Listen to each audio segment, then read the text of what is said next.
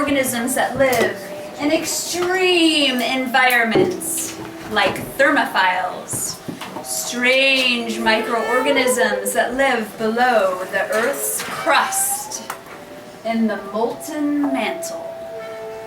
It's so insanely hot down there. Sometimes they just get sick of it.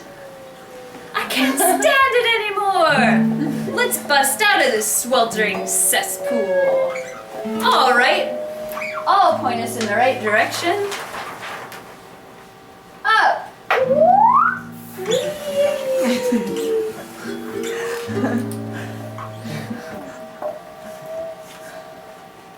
The crazed microbes rush through the mantle towards the crust of Earth, directly below Iceland,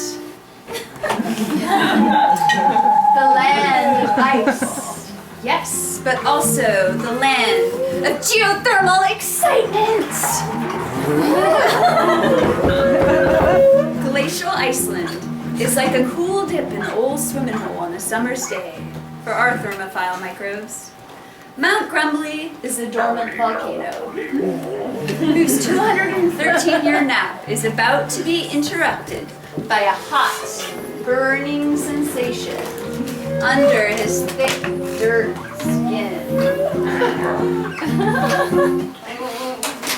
Trickles of lava ooze out Mount Grumbly's conical head, spilling giddy thermophiles onto the snow.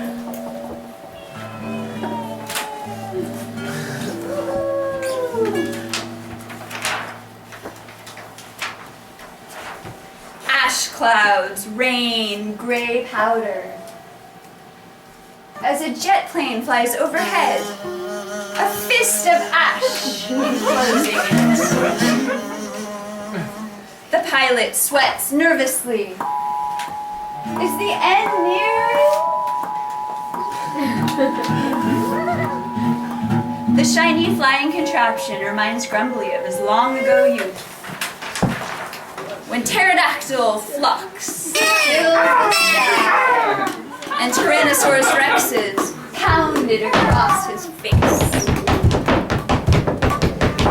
attempting to snatch the flying dinos from the sky.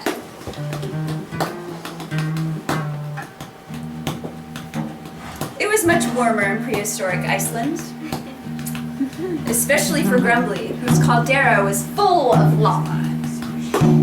He was an excitable young volcano, so he decided to really go for it. His explosion darkened the globe, with ash creating a decades-long winter that caused the extinction of all large, stomping creatures.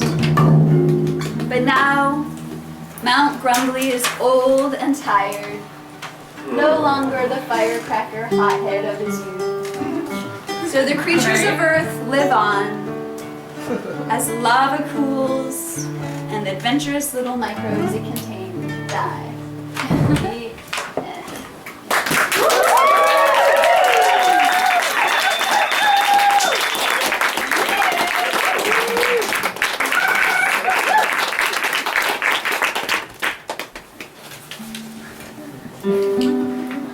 This one's called Fluorescent Dreams.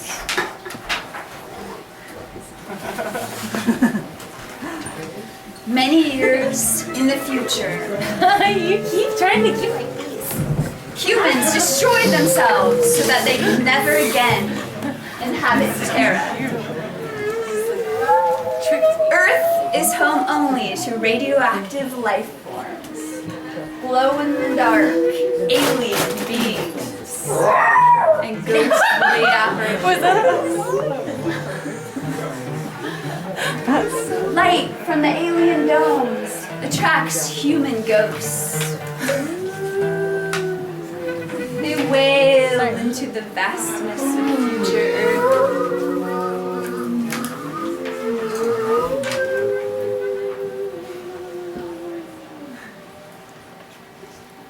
A bouncy, bright alien tripod can't see the human ghouls, but when the dust of sleep falls upon his closed alien eyelids.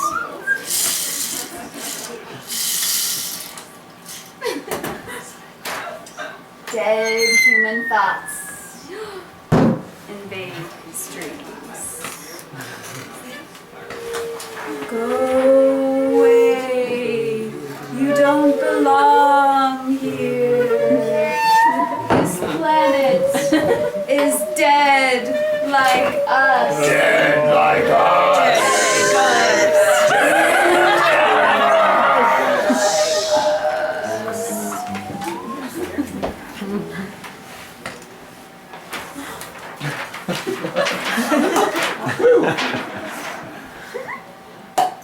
The alien wakes up with a lingering feeling of uneasiness.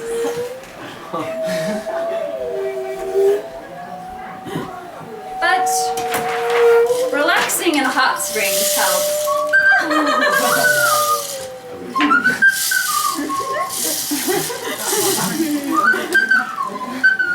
Translation. We came to this planet for the plutonium.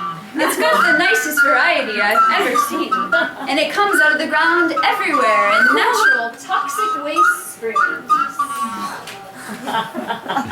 Once again, the alien is oblivious to the ghost people and their wailing moans.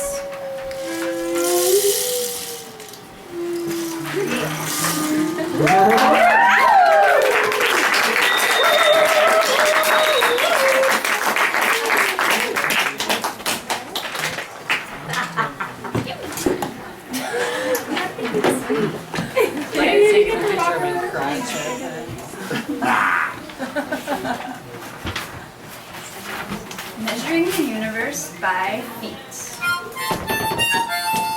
Today, above Earth, an alien craft approaches. In it is a being who thinks on its feet. What kinds of thoughts boil and churn behind its alien eyes? The citizens of Earth have something it needs. Something they wear when they traipse across the hot pavement and dirty ground of Earth. Shoes.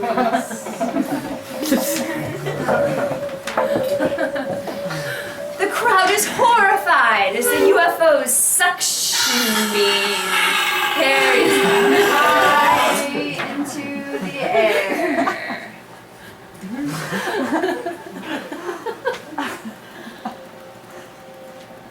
The crowd is horrified. I just said that.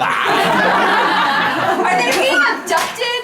Reduced to the level of laboratory rats in a cage? No. Just their shoes are. But not everyone will give up their footwear that easily. The alien being is somewhat surprised at this human's daring act of life-risking behavior. All for a shoe.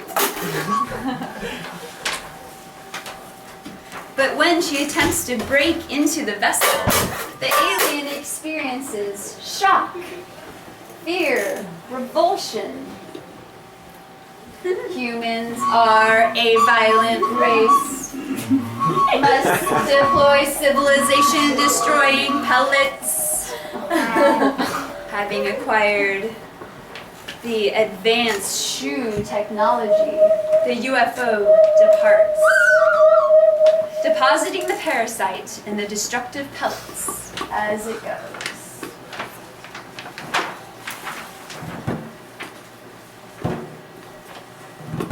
The pellets burst open, and little alien seedlings start to grow at an alarming rate. The urban landscape, which used to seem so concrete, quickly turns into a dense jungle, vines and leaves smashing glass and pulling down steel girders. In only a few short generations, the trees uproot all infrastructure and civilization is forgotten. Hairy humans as primitive as the animals we once were.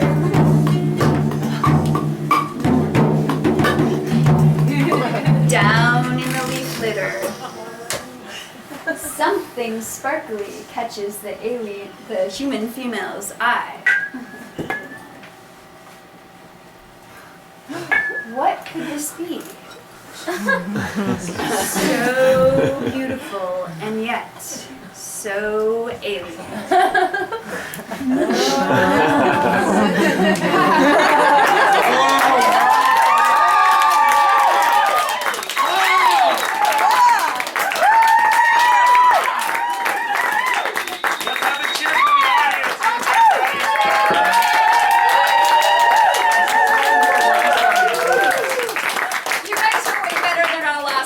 Which was Arcade Arcade High. They were pretty good, but not so good.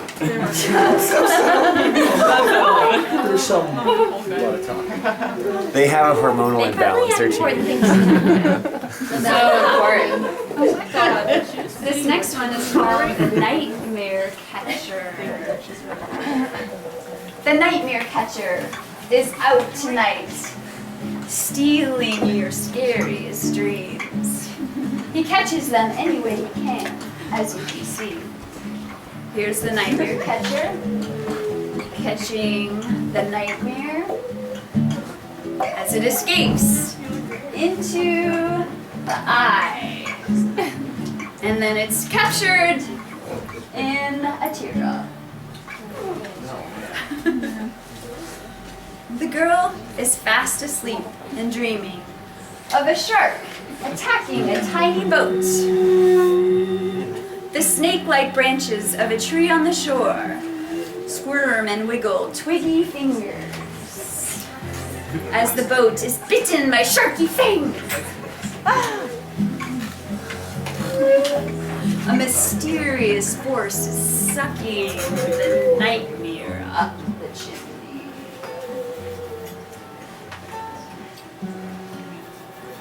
The sharp, fangy dream continues upward. The nightmare cloud turns into a monster tree with snapping sharp branches, biting in the direction of the nightmare catcher, who is scaling the roof with his burglary sack.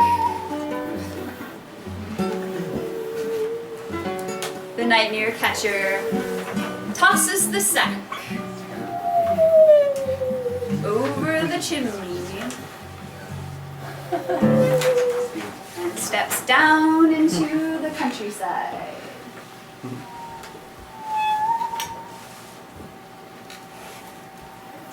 Inside the nightmare lab, the dream burglar deposits his cash in a contraption of his own invention. Roar, gnash, gnash, squeeze, fizzle, fizzle, bubble, bubble, drip, drip, chunk, flop, flop, flop, flop, flop. The nightmare lollipops, the product of sinister equipment and ransacked nighttime terrors, pile up as he wraps each one, tying a ribbon around the paper to ensure that they will be deliciously fresh. The calendar says October 31st, Halloween. They said I was too big to trick or treat. I'll show 'em. Take more lollies, kiddies. Take as many as you want. Hee hee. Sweet dreams.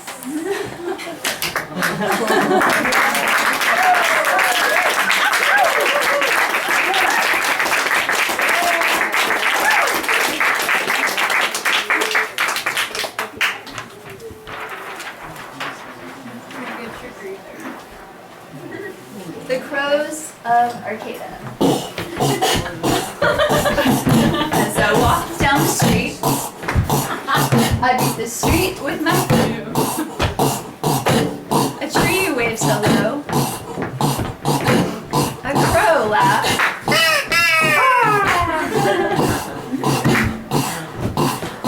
smack the sidewalk in a walking Walkman rhythm. And underneath me are tiny civilizations that I never do notice. I heard you. Woo! For that, by the way. Sometimes you can hear the ghost train coming down the long abandoned Arcata tracks. The crow hears it too.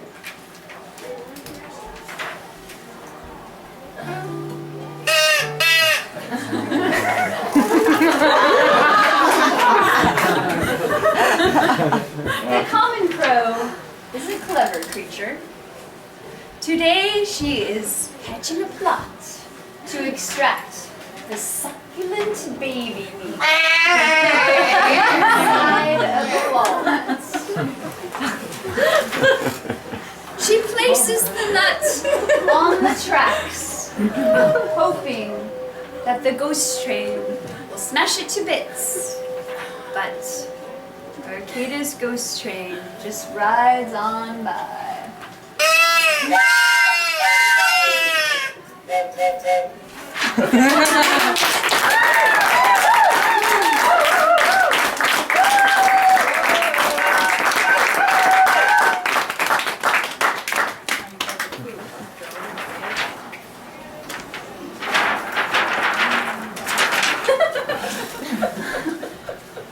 This one is called The Fruit of Jonesy. It was a fine spring day. All the trees were in bloom. Bees that looked a little bit like bunnies were buzzing around the blossoms. And bunnies that looked a lot like bees were hopping about in the grass. A crow was bringing a worm to its baby in the nest. And Jonesy was having a great time picking flowers and a feather for his hat, following the stream up to the deep, dark woods. He followed the stream all day long until he became so hungry he would eat just about anything. And that is when he stumbled across Samuel. Samuel is a mushroom covered in a gray slime and warts with black gills with insects scuttling in amongst them. Spiders. But to Jonesy, he looks like a delicious snack. No! No! Don't eat me! Says Samuel. But Jonesy does not speak mushroom language, so he doesn't understand what Samuel's saying. The redwood tree says, No! No! You're so stupid! Don't eat it! But he doesn't listen because he doesn't understand redwood tree language. No! And he crams the mushroom into his mouth, chomping down, juices spurting out. Until he starts to feel really weird and his eyes start to water and he starts to get a really high temperature and then he falls down like a tree down in the forest. The worms crawl in and the worms fall out. The ones that go in, the ones that go out are fat and stout. Very, my friends, very. That summer, the entire forest was clear-cut, leaving Jonesy's carcass exposed to a crow that was flying overhead. The crow had just eaten a delicious apple and took a poo right on Jonesy's ribcage. Years go by, And a little apple tree has grown up out of Jonesy's skeleton, reaching bony roots down, skeleton fingers in between his bones. Years go by, and now the apple tree is fully mature. And it's fall. It's full of delicious fruit. And here we see two hikers who've been walking all day long. And of course they're hungry and thirsty. And so they decide to pick and eat the fruit of Jonesy.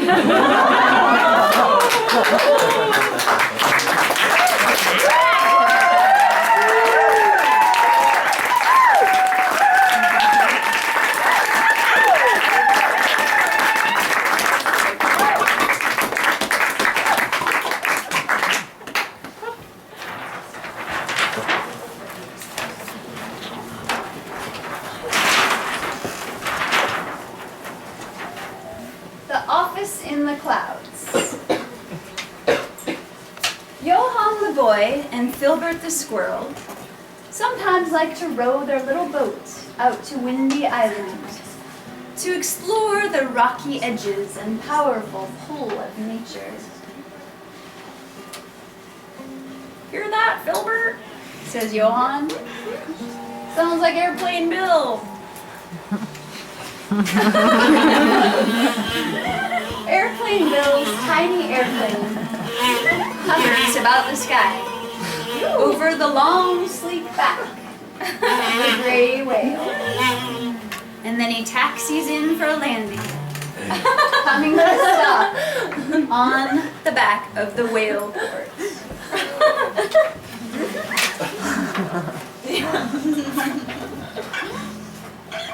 The whale court swims up to Windy Island as Satomi watches from atop her stapler boat.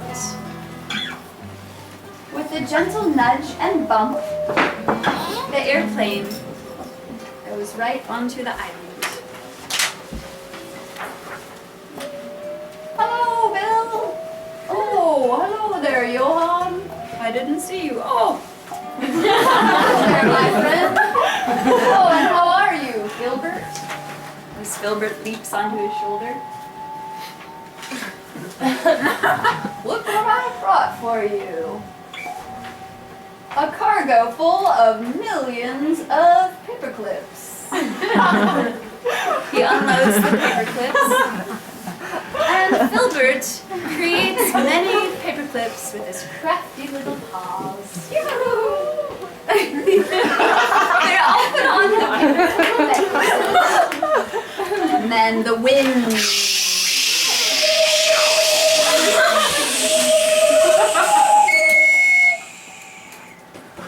Satomi rides her stapler boat out to the island, dropping little staplers. She climbs up the rocks.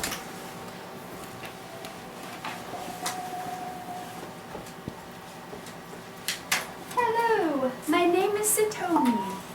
I was just stapling the ocean back together with my boat, you see. It had sprung an awful leak. Oh, hello there. Welcome to Windy Island. Filbert has a necklace for you. And then the wind harder, blowing little post-it note leaves that are on a nearby tree. And then, with a magnetic like pull, the paperclip necklaces clip right onto the little tiny papers. And then the wind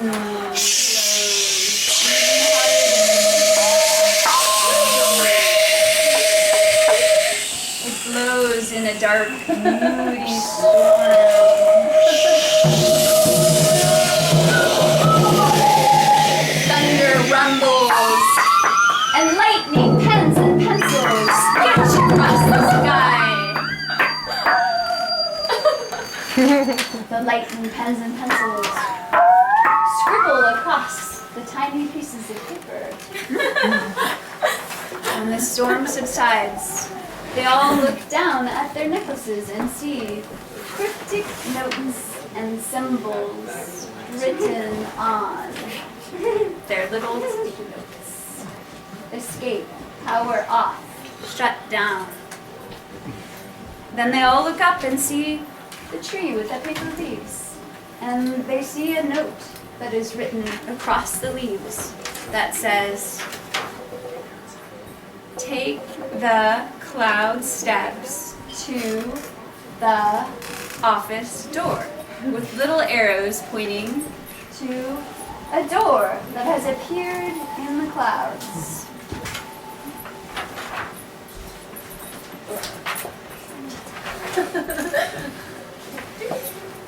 Careful, are you sure those cloud steps will hold you? But Airplane Bill is already sending.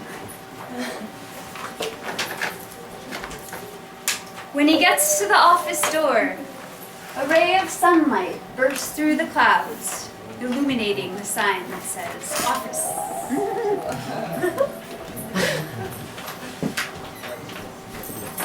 He pushes open the door as Filbert leaps up from behind, hopping onto his shoulder. Inside, the room is neat and spare, all right angles and squares, nothing like the outside world of curving waves and branches. Bill slowly moves towards the rectangular screen that dominates the room. On the blank screen flashes the words, "Press enter to start the end." What does this mean? Bill thinks out loud. What am I supposed to do now? Don't you see, says Filbert, ignoring the fact that squirrels can't talk. This is the start of the end. This is nature, telling you, a human, that you have gone too far. Tearing holes in the ocean with drills. Tearing holes in the atmosphere with rockets for your satellites. Pollution, destruction. All so you can distort the flowing, uneven edges of nature. Like the sterile cube of a room. Sterile cube of a desk. And worst of all, this computer made of materials that were never meant to be ripped out of the earth and then melted down into grids and lines. All designed to mold chaos into order. Nature has called to tell you that you have a choice. Continue living as you do.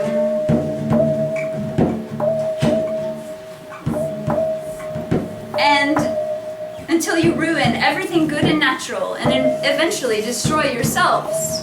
Or press enter now and you can begin the end of technology and civilization as we know it.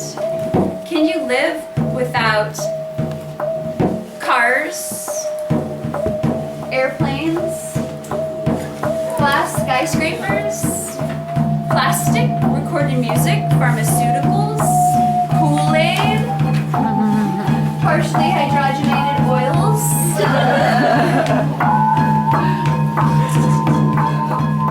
television, movies, hospitals, Legos, staplers, GPS, hairspray, light bulbs, nuclear bombs, moon landing, smartest rivers, Pepsi, refrigerated cheeses, Ziploc baggies, smog, light pollution, poison lakes, industrial fertilizer, PowerPoint presentations, genetically modified food, organ transplants, laser eye surgery, clocks, socket sheets, text messages, free internet, stolen from your neighbor, nanotechnology, submarines, cameras, likely camping gear, or lawnmowers. If you hit enter now, you will soon find out. Bill stands there in stunned, stupid silence. not only did he hear a squirrel talk, he heard it explained to him in a very detailed way how he had the power, literally at the tip of his finger,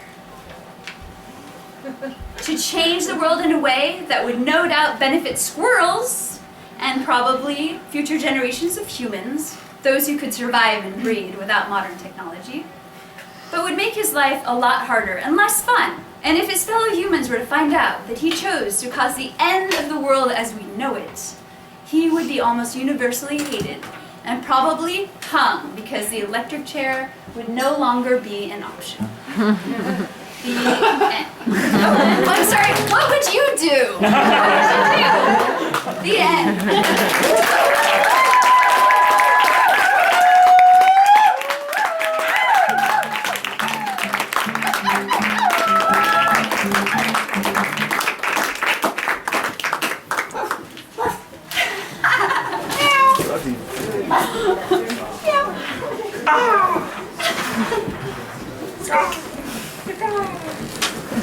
Giantess. Sometimes, right before I fall asleep, I find myself turning into a giantess, especially my hands. They inflate like rubber gloves forced full of air. My helium balloon hands float me outside. And I leap across telephone lines like rope ladder rungs strung out across the moonlit countryside. Morning. Everything is glaringly normal. Busy, as if everyone is an ant, sped up by sunlight. Until the furry darkness descends. And I am a Bigfoot amongst little feet.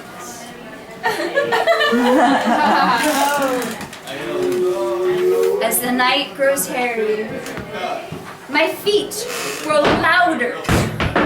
Bigfoot steps, boom, boom, boom, thudding louder as the dream is ending. Louder than the sound from my mouth that wakes me up.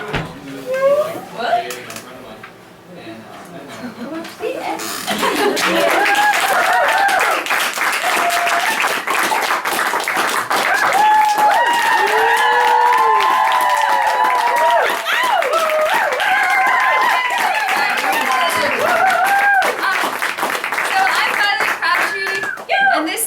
ComiX Trip. And, Merry band of misfits, or the whatever Merry it's Band called. of Misfits. What's the word I'm always saying? Caffeine. Concophony. Yes. And three of the comics that I performed here tonight are in my comic book, which is for sale. Back there it's called Yes, There Are Unicorns, But No Gnomes. And it's $5. It's also got 3 other artist stuff in it, including Phil, who played earlier. And also like a bunch of t-shirts for sale back there, and they're all $5. Yeah! So all Bigfoot, t-shirts, people. Get them while they're hot.